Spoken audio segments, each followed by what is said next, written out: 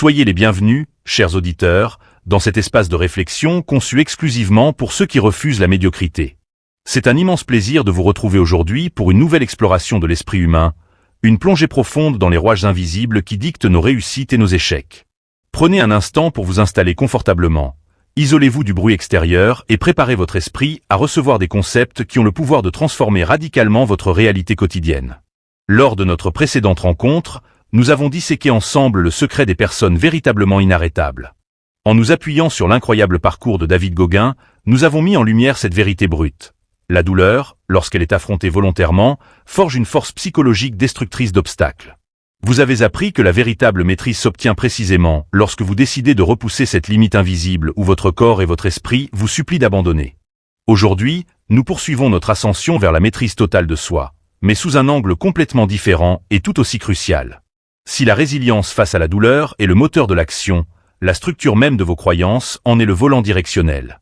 Nous allons aborder une erreur psychologique massive, une faille silencieuse qui opère dans l'ombre et qui condamne d'innombrables individus brillants à une vie de stagnation frustrante. Comme d'habitude, nous allons passer par le schéma classique et rigoureux que nous utilisons depuis toujours pour décortiquer ce sujet ensemble. C'est en décomposant les problèmes complexes en éléments simples et compréhensibles que nous parvenons à en extraire la quintessence. Nous allons analyser cette mécanique de l'échec avec la précision d'un horloger pour que vous puissiez enfin la désamorcer. Mais avant de révéler la nature exacte de ce poison mental qui vous empêche peut-être de réaliser votre plein potentiel en ce moment même, il est fondamental de comprendre comment cette illusion a été implantée en vous. Préparez-vous, car ce que vous allez entendre dans la minute qui suit va pulvériser la plus grande illusion de notre époque.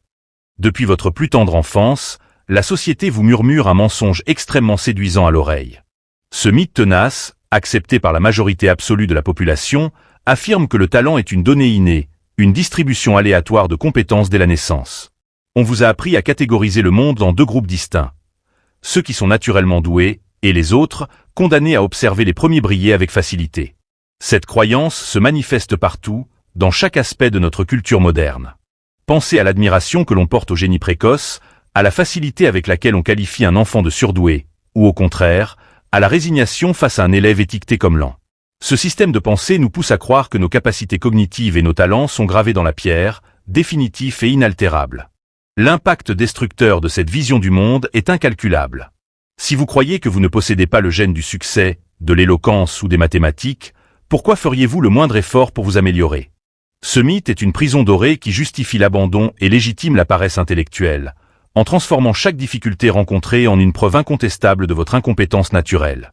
Cependant, la vérité est farouchement contre-intuitive et elle détruit cette conception archaïque avec une violence intellectuelle d'une élégance absolue. La science moderne nous prouve de manière irréfutable que le talent inné n'est qu'un point de départ minuscule, voire négligeable, face à la plasticité phénoménale de votre cerveau. L'intelligence n'est pas un réservoir fixe que l'on vous a attribué, c'est un muscle malléable qui ne demande qu'à être déchiré par l'effort pour se reconstruire avec plus de densité. Si cette vérité biologique est désormais connue des élites intellectuelles, pourquoi la majorité des gens continuent-ils de s'auto-saboter quotidiennement? Quel est donc cet enjeu monumental qui se cache derrière une simple croyance? Ce que vous allez découvrir dans la prochaine étape va déterminer si vous finirez l'année au sommet ou si vous resterez figé exactement là où vous êtes aujourd'hui. En restant attentif jusqu'à la toute dernière seconde de cette analyse, vous allez acquérir un avantage compétitif absolument déloyal. Le bénéfice ultime que vous obtiendrez aujourd'hui n'est pas une simple technique de motivation éphémère, mais une refonte architecturale complète de votre perception de vous-même. Vous allez apprendre à reprogrammer votre cerveau pour qu'il devienne une machine d'adaptation implacable, capable d'absorber n'importe quelle compétence avec une faim insatiable. La transformation psychologique qui s'opérera en vous sera radicale. Au lieu de fuir l'inconfort par peur d'être jugé ou de paraître incompétent, vous commencerez à traquer la difficulté avec l'appétit d'un prédateur intellectuel. Vous ne verrez plus les obstacles comme des murs infranchissables, mais comme des tremplins nécessaires, transformant la frustration en une source inépuisable de progression. À l'inverse, le danger de fermer cette vidéo maintenant et de retourner à votre routine est terrifiant de banalité. Si vous décidez d'ignorer cette leçon, vous vous condamnez consciemment à l'une des pires tragédies humaines, la stagnation silencieuse. Vous continuerez de répéter les mêmes erreurs, de ressentir les mêmes angoisses face aux défis, et de regarder les autres vous dépasser en vous persuadant secrètement qu'ils ont simplement eu plus de chance que vous. La stagnation est un poison qui agit lentement, engourdissant vos ambitions année après année. Ceux qui refusent de remettre en question leur mentalité finissent inévitablement par construire eux-mêmes les murs de leur propre médiocrité. Ils vivent une vie d'excuses, une existence où le potentiel inexploité se transforme en amertume et en regret chronique au crépuscule de leur vie. Vous avez donc un choix décisif à faire en cet instant précis. Allez-vous accepter d'évoluer, ou allez-vous fuir? Pour désactiver ce piège, nous devons d'abord remonter à la source de ce mensonge infectieux et comprendre comment il a pris racine dans votre propre histoire. Laissez-moi vous montrer avec précision d'où vient cette fraude intellectuelle. Pour comprendre l'ampleur de cette erreur mentale, il faut observer son origine systémique dans notre société moderne. Ce mensonge commun trouve ses racines au cœur même de nos systèmes éducatifs hérités de l'ère industrielle. Dès notre plus jeune âge, nous sommes soumis à un système de notation rigide qui ne récompense que le résultat immédiat, ignorant totalement la valeur du processus, de l'effort continu et de l'itération. Dans ce modèle, l'erreur est lourdement sanctionnée au lieu d'être célébrée comme une donnée d'apprentissage vital. L'enfant apprend très vite qu'il vaut mieux réussir facilement, sans effort visible, pour obtenir l'approbation de l'autorité. Ainsi, nous commençons à coller des étiquettes définitives sur les individus. Un tel est doué en lettres, cet autre est un incapable en sciences, figeant ainsi des esprits en plein développement dans des boîtes restrictives. Ce mensonge paralyse silencieusement votre progression quotidienne en créant un besoin constant de validation. Lorsque vous grandissez avec l'idée que vos capacités sont figées, chaque nouveau projet devient un tribunal où votre intelligence globale est jugée. Vous ne cherchez plus à apprendre ou à découvrir, vous cherchez uniquement à prouver que vous êtes compétent, évitant ainsi tout risque qui pourrait écorner cette fragile image de vous-même. C'est ainsi que l'on observe des individus brillants refuser des promotions, décliner des opportunités entrepreneuriales ou abandonner leur passion à la première vraie difficulté. La peur panique de l'échec les tétanise, car dans leur structure mentale, échouer à une tâche signifie être un raté dans son essence même. L'action est tuée dans l'œuf par la simple perspective de la vulnérabilité intellectuelle. Mais ce phénomène ne s'arrête pas à une simple hésitation comportementale.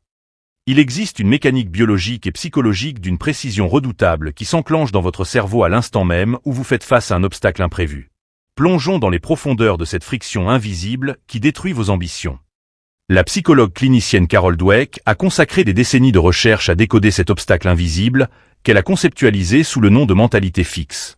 D'un point de vue psychologique, lorsqu'un individu à la mentalité fixe rencontre un obstacle important, son cerveau génère une dissonance cognitive insoutenable.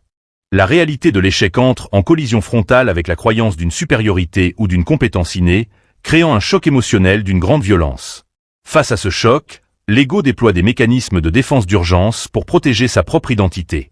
Au lieu de se concentrer sur l'analyse de l'erreur pour la corriger, l'individu va chercher des excuses externes, blâmer les circonstances, dévaloriser l'objectif initial ou, pire encore, se convaincre qu'il n'a jamais vraiment essayé.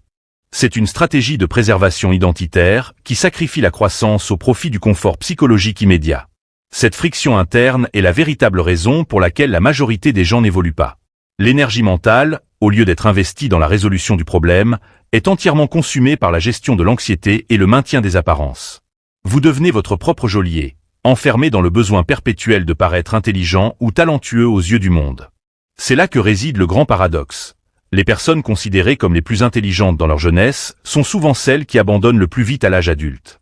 Ayant toujours navigué avec facilité, elles n'ont jamais développé la tolérance à l'échec. À la première tempête sévère, dépourvues des outils psychologiques nécessaires pour naviguer dans la difficulté, elles s'effondrent et se retirent dans leur zone de confort. Comprendre cette mécanique est le premier pas vers l'émancipation intellectuelle. Vous venez de regarder en face le démon invisible qui ronge le potentiel humain depuis des générations. Mais avant de vous dévoiler le concept radical qui permet de briser définitivement cette chaîne, nous devons formaliser un pacte de loyauté entre vous et votre propre évolution. Si les mots que vous venez d'entendre résonnent en vous, si vous avez reconnu cette petite friction interne, cette hésitation familière face à un défi qui vous a fait douter de vous-même dans le passé, alors prenez une profonde inspiration. Vous venez de franchir le seuil de la prise de conscience. Comprendre son propre fonctionnement psychologique est le socle absolu sur lequel se bâtit toute forme de supériorité mentale. C'est précisément pour cela que je vous invite, en cet instant de clarté absolue, à vous abonner à cette chaîne. Ce geste ne doit pas être une simple habitude numérique, mais une déclaration d'intention formelle, une rébellion cognitive affirmant que vous refusez de laisser la médiocrité dicter votre avenir.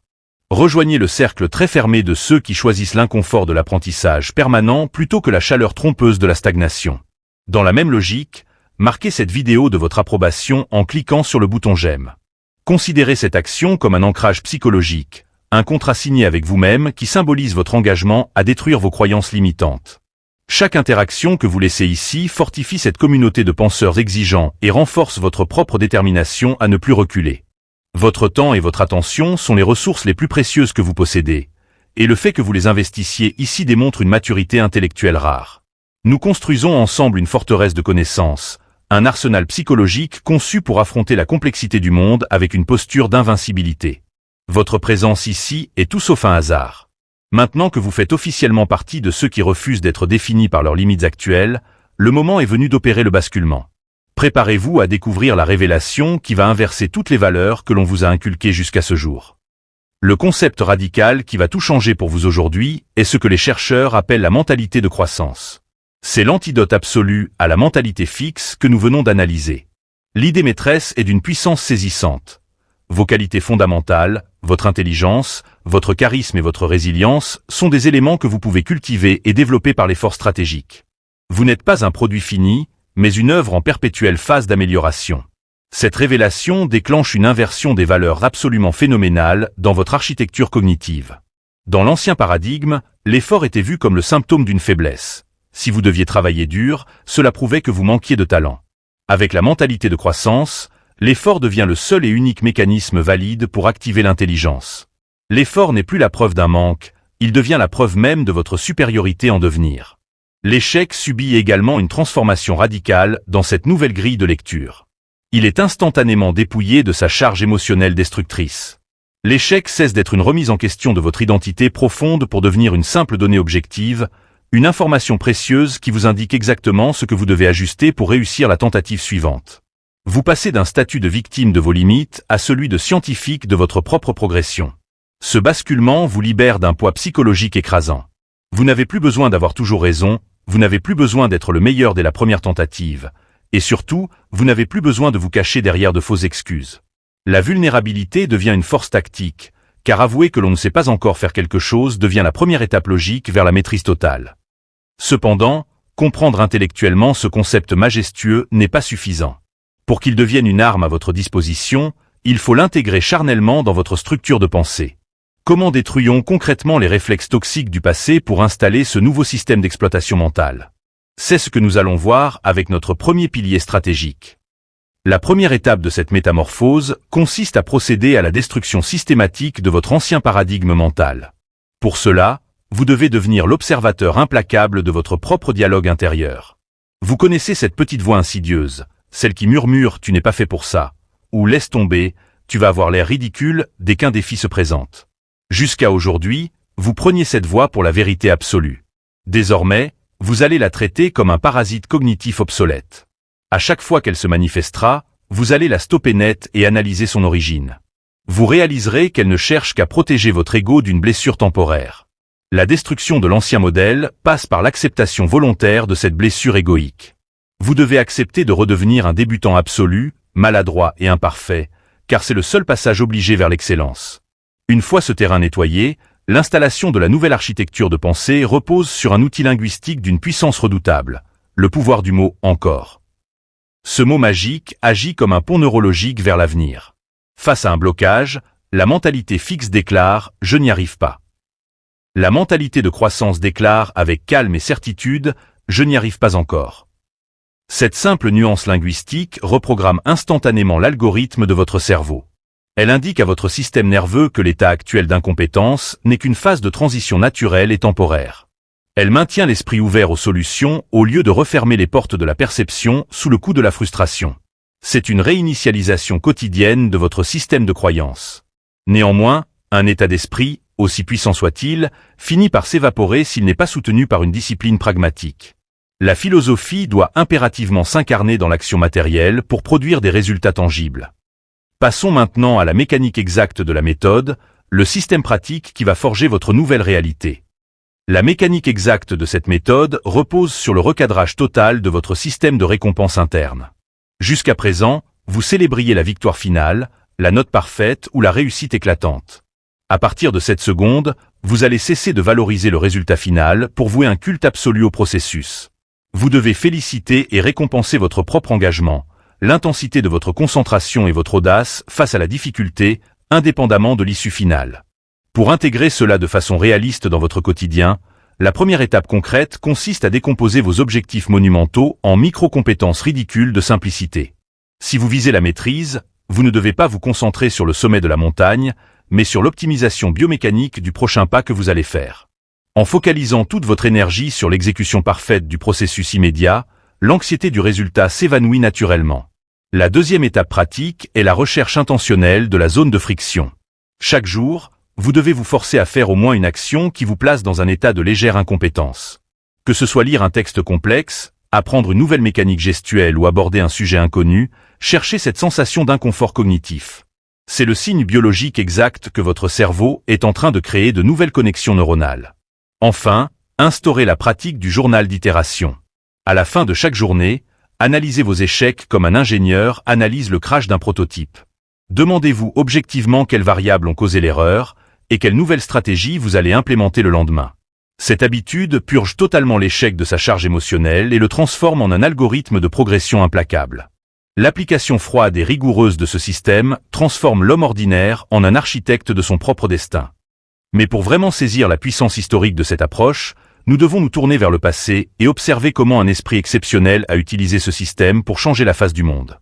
Laissez-moi vous raconter l'histoire de l'itération absolue. Plongeons dans l'époque fascinante de l'ère industrielle américaine, une période de bouillonnement créatif où tout semblait possible. Concentrons-nous sur la figure monumentale de Thomas Edison, l'homme qui a littéralement illuminé la civilisation. L'histoire populaire retient l'image d'un génie fulgurant, frappé par une inspiration soudaine pour créer l'ampoule électrique à incandescence. Mais la réalité de son triomphe est une ode brutale à la mentalité de croissance. Edison n'était pas un devin, il était un exécutant obsessionnel du processus d'itération. Pour trouver le filament parfait capable de brûler durablement sans se consumer, lui et son équipe ont testé des milliers de matériaux différents. Des fibres végétales, des métaux rares, des alliages improbables, chaque tentative se soldait par un noircissement du verre et un filament brisé. Les semaines passaient, la pression financière s'accumulait, et les observateurs extérieurs considéraient déjà son entreprise comme un naufrage technologique retentissant. C'est lors d'une interview que l'on perçoit toute la grandeur de son architecture mentale. Face à un journaliste qui lui demandait comment il supportait le fait d'avoir échoué des milliers de fois, Edison répondit avec la sérénité d'un empereur intellectuel. Il affirma qu'il n'avait pas échoué, mais qu'il avait brillamment découvert des milliers de façons de ne pas fabriquer une ampoule. La nuance est colossale. Son ego n'était pas attaché à la réussite instantanée, mais à la beauté de l'exploration scientifique continue. La morale intemporelle tirée de cette fresque historique est limpide.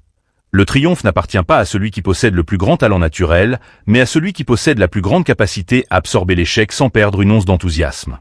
L'itération méthodique bat toujours l'intuition fugace. Edison a forgé la lumière dans les ténèbres de ses innombrables erreurs assumées. Votre propre vie est votre laboratoire, et vos tentatives avortées ne sont que les prémices de votre chef-d'œuvre. Vous avez compris la théorie, vous avez assimilé l'exemple historique, il est temps maintenant de faire couler cette philosophie dans vos veines par une action chirurgicale. Préparez-vous à accomplir votre première victoire immédiate. Dès l'instant où ma voix cessera de résonner, vous allez réaliser une micro-action d'une puissance symbolique inestimable. Prenez un stylo et écrivez sur un papier, ou notez mentalement avec une extrême clarté, l'unique compétence ou le projet précis que vous fuyez depuis des mois sous prétexte que vous n'êtes pas fait pour ça. Nommez cette peur, mettez-la en lumière. Qu'il s'agisse de prendre la parole en public, de maîtriser un outil complexe ou de lancer une entreprise, regardez cet obstacle droit dans les yeux. Ensuite, ajoutez immédiatement et consciemment ce mot d'une puissance infinie à la fin de votre phrase. Si vous avez noté que vous êtes incapable de maîtriser cette compétence, reformulez-le à voix haute en affirmant que vous n'êtes pas capable de maîtriser cette compétence encore. Ressentez physiquement la différence. L'impasse vient de se transformer en un chemin en construction. La fatalité vient de s'effacer devant votre propre autorité intellectuelle. Cette simple micro-action va provoquer en vous une sensation immédiate de pouvoir et de reconquête de votre souveraineté. En un quart de seconde, vous venez de reprendre les commandes de votre navire. Vous n'êtes plus la victime de vos prédispositions génétiques, vous êtes le seul maître à bord, capable de dicter la direction de votre apprentissage et de votre évolution future. Bien sûr, cette nouvelle mentalité doit être utilisée avec conscience et grandeur. Si vous sentez que vous êtes à bout, ne forcez pas et reprenez la prochaine fois. Vous pouvez aller jusqu'au bout avec la mentalité de dépassement constant d'un inoxtag ou la résilience absolue d'un personnage de bande dessinée américaine, mais apprenez à toujours connaître et respecter vos limites physiques et mentales. La construction de soi est un marathon majestueux, pas un sprint destructeur. Vous avez désormais l'outil et l'attitude nécessaires pour triompher. Mais ne soyez pas naïfs, le changement de paradigme ne se fera pas sans provoquer de violentes secousses dans votre quotidien. Un ennemi redoutable vous attend dans l'ombre, et il frappera très probablement dès demain matin. Laissez-moi vous armer pour cet affrontement inévitable. Le piège exact qui tentera de vous ramener violemment en arrière prendra la forme du premier échec cuisant que vous allez subir après avoir visionné cette analyse. Demain, ou dans les jours qui viennent, vous allez tenter d'appliquer cette nouvelle philosophie de croissance, et vous allez inévitablement vous heurter à un mur. Une erreur humiliante au travail, une critique cinglante, ou un projet qui s'effondre. C'est à cet instant précis de vulnérabilité que l'ancien monde tentera de reprendre ses droits. La voix toxique de la mentalité fixe refera surface avec une arrogance renouvelée. Elle vous soufflera que tout cet apprentissage théorique n'était qu'une douce illusion, que vous êtes fondamentalement incompétent, et que vous auriez dû rester à votre place. La résistance interne est une réaction naturelle du cerveau reptilien qui cherche à vous ramener dans l'inertie familière et rassurante du passé. Le doute tentera d'infiltrer chaque parcelle de votre confiance. L'armure psychologique à adopter pour ne jamais céder face à cette attaque interne s'appelle l'effet observateur. Vous devez apprendre à vous détacher émotionnellement de la situation de crise. Lorsque l'échec survient et que la douleur égoïque se manifeste, regardez-la de haut, comme un scientifique observant une réaction chimique attendue. Ne jugez pas l'émotion, constatez-la simplement. Voici la frustration liée à mon ego. C'est normal, c'est le prix de l'évolution. En préméditant cet obstacle, vous neutralisez son pouvoir de destruction. Vous saviez que le mur était là, vous saviez que l'impact serait douloureux. Par conséquent, ce n'est plus une surprise. C'est une étape prévue dans votre plan de croissance. Vous encaissez le coup, vous analysez la trajectoire, et vous recalibrez votre action sans jamais remettre en question votre valeur fondamentale. Vous avez affronté vos démons, vous avez désarticulé le mensonge de l'inné et vous possédez désormais une stratégie à l'épreuve des balles pour maintenir le cap. Il est grand temps de rassembler toutes les pièces de ce puzzle cognitif pour forger l'arme définitive que vous emporterez avec vous aujourd'hui. Pour résumer de manière magistrale la philosophie implacable que nous venons de décortiquer, rappelez-vous toujours ceci. Vous êtes une entité fluide, en perpétuelle redéfinition, et non un objet figé dont la valeur a été statuée à la naissance. Le mythe du talent inné est une fabrique à excuses conçue pour rassurer ceux qui n'ont pas le courage d'affronter l'inconfort de l'apprentissage. Votre cerveau est un territoire à conquérir, pas une prison préfabriquée. L'effort stratégique et soutenu est le seul pont valide entre votre état actuel et votre potentiel ultime, et non une barrière humiliante réservée aux moins doués. Chaque goutte de sueur mentale, chaque moment d'incertitude face à la complexité, est une victoire silencieuse de votre neuroplasticité. L'échec n'est plus un verdict, c'est une consultation gratuite auprès de la réalité pour affiner votre stratégie d'attaque. Le choix vous appartient désormais en totalité. Vous pouvez refermer le livre et choisir de retourner dans le confort anesthésiant de vos anciennes croyances, où rien de grave n'arrive, mais où rien de grand ne naît jamais. Où vous pouvez accepter la friction quotidienne de l'évolution, le frottement rugueux du développement personnel, qui sculpte les esprits exceptionnels de notre temps. Gravez cette approche dans les fondations de votre psyché. Que cette nouvelle manière d'appréhender la difficulté devienne le prisme absolu à travers lequel vous analysez chaque défi professionnel ou personnel qui se dressera devant vous à partir de cet instant. Et pour sceller définitivement cet apprentissage dans votre mémoire, emportez avec vous cette vérité incontestable. L'échec n'est pas un tatouage permanent sur votre identité, c'est simplement le brouillon indispensable de votre futur chef-d'œuvre. Avant de nous quitter, je vous laisse face à vous-même avec cette question ouverte, profonde et décisive.